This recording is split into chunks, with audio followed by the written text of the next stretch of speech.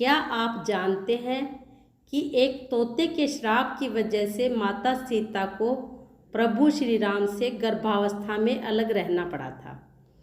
सनातन धर्म के ग्रंथों में बताया गया है कि बुरे कर्मों का फल हमेशा बुरा ही मिलता है, चाहे वह इंसान हो या फिर ईश्वर। इसका एक उदाहरण माता सीता का है, जिसका जिक्र रामायण में किया गया है। दरअसल रामायण कई भाषाओं में लिखी गई है। अलग अलग रामायण में कई तरह की कथाएं मिलती हैं, जिनसे कई लोग परिचित नहीं हैं। इस कथा के अनुसार ये बताया गया है कि आखिर क्यों सीता माता और राजा राम को एक दूसरे से अलग होने का श्राप मिला था। सीता माता और राजा राम को अलग होने का श्राप तभी मिल गया था जब वो एक दूसरे के गठबंधन में भी नहीं बंधे थे। इस कथा के अनुसार माता सीता को एक तोते का श्राप मिला था, जिसकी वजह से उनको भगवान राम से अलग होना पड़ा था।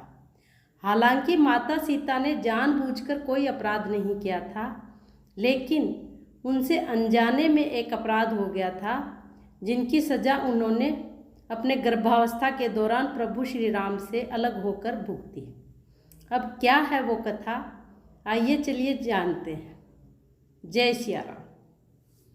कथा के अनुसार माता सीता बाल्यावस्था में अपनी सहेलियों के साथ बगीचे में खेल रही थी। वहीं बगीचे में एक तोते का जोड़ा बैठा था। तोते का जोड़ा भगवान राम और माता सीता के बारे में बातें कर रहा था। उनकी बातों को सुनकर माता का ध्यान उन पर चला गया। माता तोता बोल रही थी कि अयोध्या के राजकुमार राम काफ़ी प्रतापी राजा होंगे, उनसे माता सीता का विवाह होगा।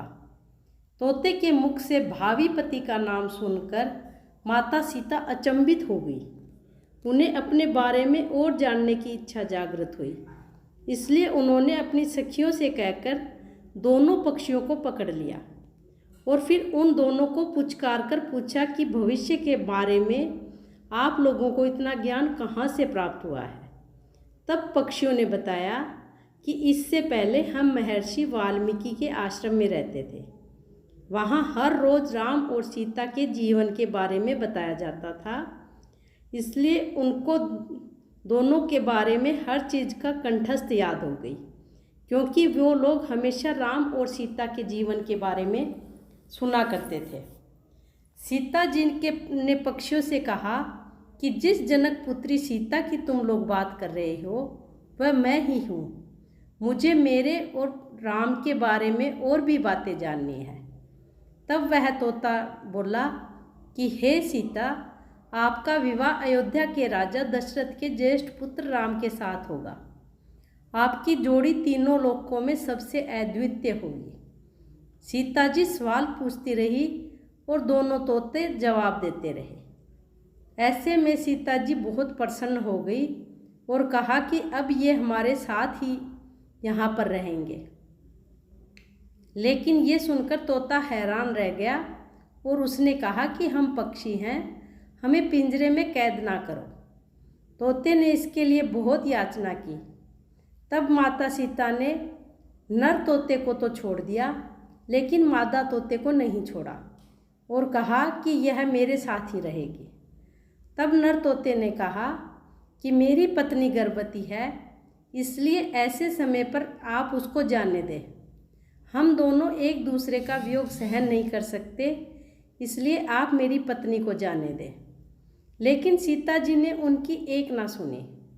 सीता जी ने कहा कि नहीं, यह तोता तो मेरे पास ही रहेगा। इस पर मादा तोते को बहुत गुस्सा आया और दुख भी हुआ। नर तोते ने कहा कि हे सीता, मेरी पत्नी गर्भवती है और इस समय इसे सबसे ज़्यादा अपने पति की यानी कि मेरी ज़रूरत है, तो आप इसे छोड़ दो।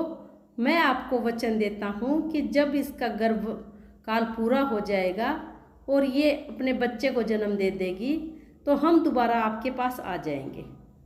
लेकिन माता सीता टस से मस ना हुई। तब मादा तोते ने माता सीता को श्राप दिया कि जिस तरह तुमने गर्भावस्था में मेरे पति से मुझको अलग किया है, वैसे ही तुम्हारी गर्भावस्था के दौरान तुमको भी अपने पति का वियोग सहना पड़ेगा। और इतना कहते ही मादा तोते ने अपने प्राण त्याग दिए।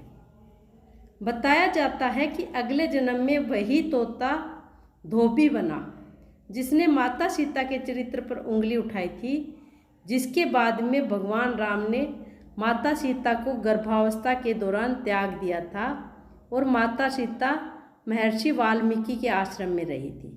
वहीं पे उन्होंने लव और कुश को जन्म दिया था और गर्भावस्था के दौरान उन्होंने वहीं पे अपने कष्ट भुगते थे।